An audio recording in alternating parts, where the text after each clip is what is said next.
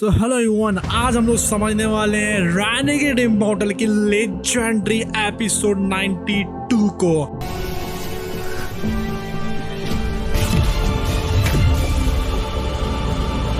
और इस वीडियो में हम लोग सिर्फ ये नहीं समझेंगे कि एपिसोड में क्या होता है। इस वीडियो में जो भी चीज़ है यहाँ पर समझ में नहीं आई थी, चाहे वो हेवेंस हो, चाहे वो यहाँ पर लाइफ एंड डेथ हो, चाहे वो यहाँ पर ली वॉन्ग हो, कैसे बचा लिया वैंगलिन ने, चाहे वो हो या उसके अलावा भी कुछ भी क्यों ना हो, क्योंकि हाँ हमारे एक्सप्लेनेशन में एपिसोड के अंदर जो कुछ भी समझ में नहीं आता है उसको भी एक्सप्लेन कर देते हैं। तो करते हैं इस प्यारे से एक्सप्लेनेशन को शुरू। तो एपिसोड की शुरुआत में ही हम लोग को दिखाया जाता है कि यहाँ पर जो ज़ाउरू होती है वो यहाँ पर बैठी होती है प्रोटेक्शन के अंदर में, क्योंकि यहाँ पर हेवेंस जो रहती है वो आने वाली होती है। वैंगलिन कहता है ज़ाउरू से कि तुम्हें टेंशन लेने की जरूरत नहीं है। ज़ाउरू को ये बात तो समझ में आ गई थी कि वैंगलिन ने उसको झूठ बोला था। उसने झूठ इसलिए बोला था ताकि यहाँ पर वो फालतू में घबराए ना। सच तो असल में यही था कि हेवेंस आकर ली वॉन्ग को लेने की कोशिश करती और यहाँ पर सिर्फ एक ही तरीका रहता उससे बचने का, और वो था यहाँ पर ली मूवान की सोल ज़ाउरू की सोल को इरेज करके उसकी जगह ले ले। लेकिन वैंगलिन भी करे तो करे क्या, उसको समझ में नहीं आ रहा था। वो उससे कहता है कि तुम टेंशन मत लो, मैं यहाँ पर सब कुछ सही करने की कोशिश करूंगा। तभी जो आसमान रहता है वो फटता है, पूरा लाल जो बादल रहता है उसमें से निकलता है एक बहुत बड़ा हाथ। वो बढ़ जाता है सीधे वैंगलिन की तरफ, और जो वैंगलिन रहता है वो अपने टेक्निक्स का इस्तेमाल करता है इससे कि वो हैंड को रेस्ट कर सके।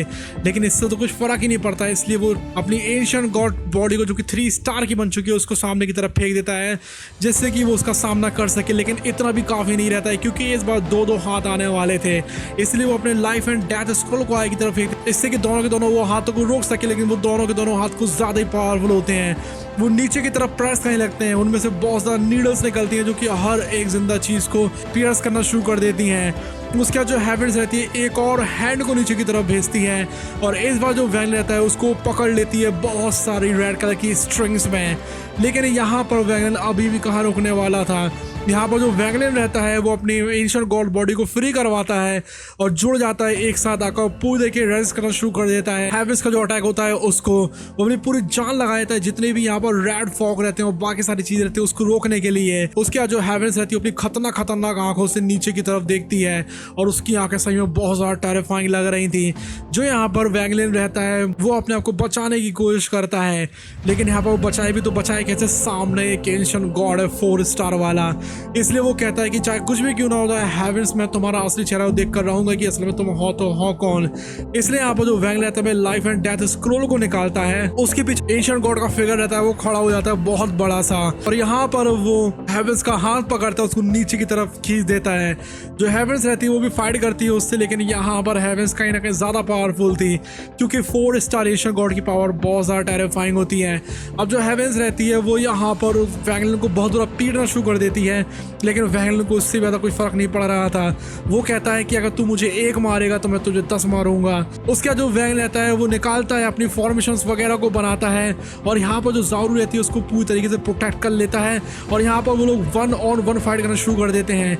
एक मुक्का वो घल जाता है उस हेवेंस के मैसेंजर में, और एक मुक्का घल जाता है वैंगलिन में।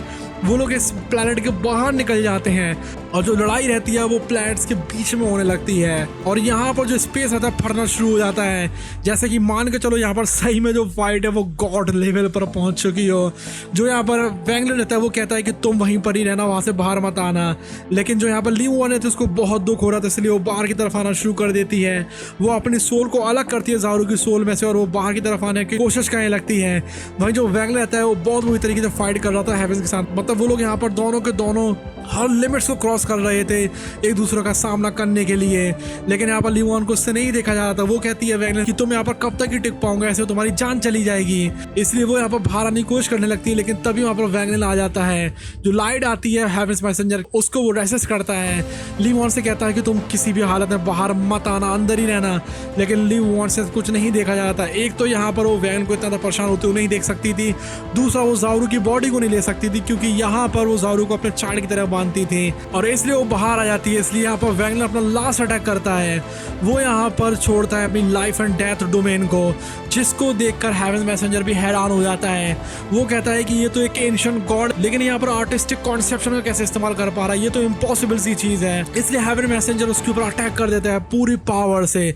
जो वैंगलिन रहता है उसको भी यहाँ पर काफी ज्यादा दर्द हो रहा था। वो थोड़ा पीछे की तरफ को हटता है, लेकिन वो किसी भी हालत में नहीं चाह रहा था कि यहाँ पर जो ली वुआन की सोल है उसको हेवन से ले जाए। इसलिए यहाँ पर वो आखिर में जाकर ली वुआन की सोल को अपनी हेवन डिफाइंग बीट में छुपा लेता है, जहाँ पर कि अब वो हजारों सालों तक रहने वाली है। उसके बाद वैंगलिन मान के लोग पागल हो जाता है। वो यहाँ पर एक अलग ही प्लेनेट पर था, जहाँ पर कि वो बहुत बुरी तरीके से हंसने में लगा हुआ था। वो कहता है कि मैंने कितना ज्यादा प्रिपेयर करता है हेवंस के अगेंस्ट में जाने के लिए, लेकिन देखो आखिर में मिला क्या। आखिर में मैं ली वुआन को रिवाइव नहीं कर पाया। उसकी हंसी पूरे में गूंजने लगती है।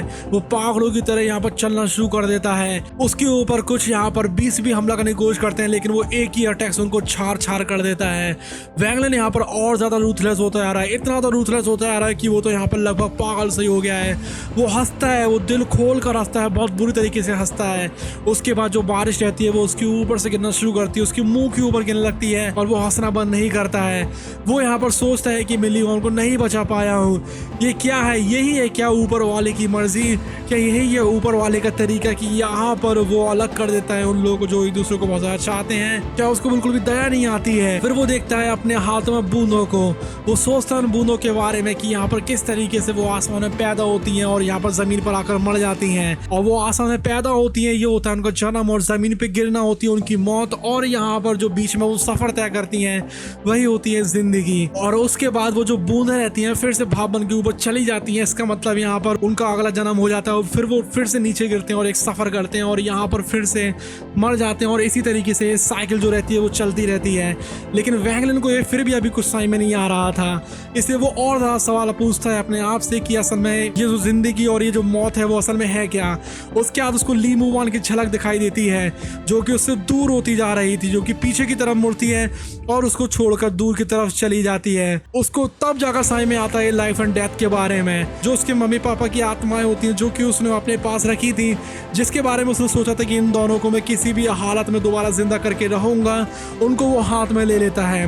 वो अपने मम्मी पापा से सॉरी कहता है कि मैंने आपसे तो कभी पूछा ही नहीं कि आप लोग दोबारा से इसी लाइफ में जिंदा होना चाहते भी हो कि नहीं चाहते हो। वो कहता है कि मैं आपके ऊपर छोड़ देता हूँ इस डिसीजन को। अब आप लोगों की मर्जी है कि आप लोग क्या करना चाहते हैं, मुझे छोड़कर जाना चाहते हैं या फिर आप मेरे साथ रहोगे जिससे कि मैं आप लोगों को फिर से जिंदा कर सकूं। इसलिए वो उन दोनों के दोनों सोच को छोड़ देता है दूर की तरफ, और उसके जो मम्मी पापा रहते हैं उसके सामने आ जाते हैं। और इस बार सच में उसके मम्मी पापा उसके सामने आखिरी बार आए हैं। उसने करीब 400 साल तक कल्टीवेट करा है, लेकिन यहाँ पर आखिर में उसको ये चीज़ समझ में आ गई है कि जिंदगी जिंदगी और मौत मौत है और ये चीज़ एक्सेप्ट करनी ही पड़ेगी। वो सोचता है पेरेंट्स के बारे में, किस तरीके से वो अपने पापा के साथ जाया करता था और यहाँ पर वुड स्क्रिप्चर्स को बनाया करता था। वो सोचता है अपनी मॉम के बारे में कि उसके लिए वो खाना बनाती थी और वो यहाँ पर खाया करता था, और वो लोग कितने ज़्यादा खुश थे एक साथ। और उसको उस टाइम की भी याद आती है जिस टाइम पर वो पैदा हुआ था और उसकी मम्मी उसको पहली बार गोद में लिए हुए थी। वो यहाँ पर सारी चीज़ों के बारे में सोचता है और आखिर में उन दोनों की आत्मा को जाने देता है। वो सोचता है कि शायद यही है सही तरीका कि लोगों को शांति मिल जाए और ये लोग फिर से इस दुनिया में दोबारा से पैदा हो पाएंगे। इसलिए वो उनकी सोल को छोड़ देता है। वो उनको गले लगाने की कोशिश करता है, थी तो आत्मा ही, तो वो उनको कैसे गले लगा पाता। वो जो आत्माएं रहती हैं आसमान में चली जाती हैं और पूरी तरीके से गायब हो जाती हैं, और जो वैंगलिन रहता है वो जमीन के ऊपर गिर जाता है। और उसको अब यहाँ पर समझ में आ गई थी सारी की सारी चीजें कि यहाँ पर जिंदगी और ये मौत होती क्या है। वो चिल्लाता है बहुत ज्यादा कस के, और उसके बाद हम लोग को सीन दिखाया जाता है हेवेंस का, जहाँ पर कि कोई बैठा हुआ होता है जो कि चेस खेल रहा होता है। उस चेस के ऊपर जो गोटियां होती हैं वो थे यहाँ पर सारी दुनिया के इंसान, और यहाँ पर वो जिस तरीके से चाहे इन गोटियों को हिला सकता था एक जैसे दूसरी जगह पर, यानी कि हम इंसानों की जो किस्मत होती है उसको लिख सकता था। और उससे ज्यादा ऊपर जो है यहाँ पर कोई भी नहीं है, इसलिए यहाँ पर वो जो चाहे वो यहाँ पर कर सकते हैं। वो सोचता है कि हम लोग यहाँ पर सिर्फ और सिर्फ चेस की गोटियों की तरह उस हेवेंस के लिए, लेकिन क्या ये सब कुछ बिल्कुल सही है? क्या ये जो हेवेंस चाहती है क्या ये बिल्कुल सही चीजें हैं? उसके बाद वो ऊपर की तरफ देखता है कि मुझे नहीं पता कि क्या सच है और क्या गलत है उसको, लेकिन ये चीज़ समझ में ज़रूर आ गई थी कि यहाँ पर जो ज़िंदगी और मौत होती है वो जुड़ी हुई है और ये एक साइकिल की तरह है और ये साइकिल हमेशा हमेशा के लिए चलती रहती है। वो ऊपर की तरफ देखता है और कहता है कि चाहे कुछ भी क्यों ना हो जाए मैं वहाँ तक पहुँच कर रहूँगा ही रहूँगा। मैं उस ऊपर वाले को भी एक दिन हरा दूंगा और उससे पूछूंगा कि ये सब कुछ क्या है, और अगर वो जवाब नहीं दे पाया तो मैं उसकी जगह ले लूँगा और इस दुनिया को अपने हिसाब से चलाऊँगा। इस दुनिया में जो भी होगा मेरी मर्जी के हिसाब से होगा, जो मैं चाहूँगा वही सच होगा और जो मैं नहीं चाहूँगा वो यहाँ पर झूठ हो जाएगा। मैं वैंग लिन किसी भी हालत में वहाँ तक पहुँच कर रहूँगा, चाहे कुछ भी क्यों ना हो जाए। मुझे पावरफुल तो बनना ही पड़ेगा, क्योंकि अगर मैं पावरफुल बन पाया तभी मैं उन सबको बचा पाऊंगा जो कि मुझसे बहुत ज़्यादा प्यार करते हैं। वो यहाँ पर एक और बार जाता है सोल बीड के अंदर और यहाँ पर वो ली मुवान की सोल की तरफ देखता है। वो कहता है चाहे कुछ भी क्यों ना हो जाए मैं तुम्हें तो जिंदा करके रहूंगा। मैं अपने मम्मी पापा को जिंदा नहीं कर पाया लेकिन मैं तुम्हें तो किसी भी हालत में नहीं छोड़ने वाला हूँ।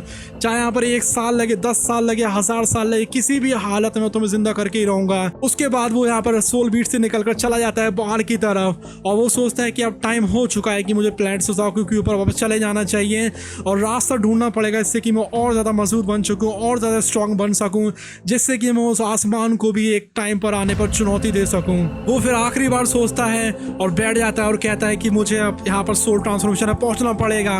उसके बाद ज़रूरत पड़ी तो असेंडेंट पर पहुंचूंगा, उसके बाद ज़रूरत पड़ी तो इल्यूशनरी गेन पर पहुंचूंगा। अगर वो भी काफ़ी नहीं हुआ तो मैं यहाँ पर उससे भी ऊपर जाऊँगा, मैं रुकूंगा नहीं किसी भी हालत में। तो ये था वो एपिसोड जो कि था स्पेशल एपिसोड, जो कि काफ़ी ज़्यादा इमोशनल था, लिटरली काफ़ी ज़्यादा इमोशनल था। लेकिन यहाँ पर वैंग लिन काफ़ी सारी चीज़ों को समझ चुका है और यहाँ पर वो अपनी जर्नी को जरूर से कंटिन्यू करेगा आगे के लिए। और अब जो वैंग रहता है और ज़्यादा रूथलेस हो जाएगा, उसके सामने कोई भी क्यों ना आ जाए वो यहाँ पर पावरफुल बनता रहेगा और किसी भी हालत में जिससे वो प्यार करता है उसको फिर से जिंदा करके रहेगा। अब आप लोगों को बता देते हैं कि असल में ये जो हेवेंस हैं तो वो है क्या चीज़। ये जो हेवेंस हैं वो असल में 5th स्टेप के कल्टीवेटर्स हैं। मतलब ये कहा जा सकता है कि वो यहाँ पर इन सभी के लिए ऊपर वाले की तरह हैं, क्योंकि 5th स्टेप के कल्टीवेटर्स इतने ज़्यादा पावरफुल होते हैं कि वो यहाँ पर यूनिवर्सेस को बना सकते हैं और तबाह कर सकते हैं। ये जो रेनेगेड इमॉर्टल की नोवेल है इसमें भी उस चीज़ को कवर नहीं करा जाएगा, क्योंकि नोवेल में भी सिर्फ 4th स्टेप का कल्टीवेशन ही दिखाया जाएगा, जो कि काफ़ी होता है जिससे कि वैगनर उसको जिंदा कर सके। लेकिन ये जो हेवेंस होती हैं वो उससे भी ज़्यादा ऊपर होती हैं, जो कि होते हैं 5th स्टेप पर। खैर वो हो सकता है दूसरी नोवेल में दिखाया जाए, लेकिन ये जो हम लोग को हेवेंस दिखाई गई ये भी असल में कुछ भी नहीं है, इससे भी ऊपर की पावर लेवल्स होती हैं और वो बहुत टेरिफाइंग होती हैं। वो लोग इतने पावरफुल होते हैं कि वो बिल्कुल बाउंडलेस हो जाते हैं। वो चीज़ भी जरूर आएगी जल्दी से डोंगा में, क्योंकि डोंगा काफी ज्यादा स्पीड में आगे की तरफ बढ़ रही है। और रही बात यहाँ पर ली मुवान की, तो ली मुवान को हेवनली बीड के अंदर छिपा लिया है, जिससे कि हेवन जो रहती है कंफ्यूज हो जाती है, इसलिए वापस चली जाती है।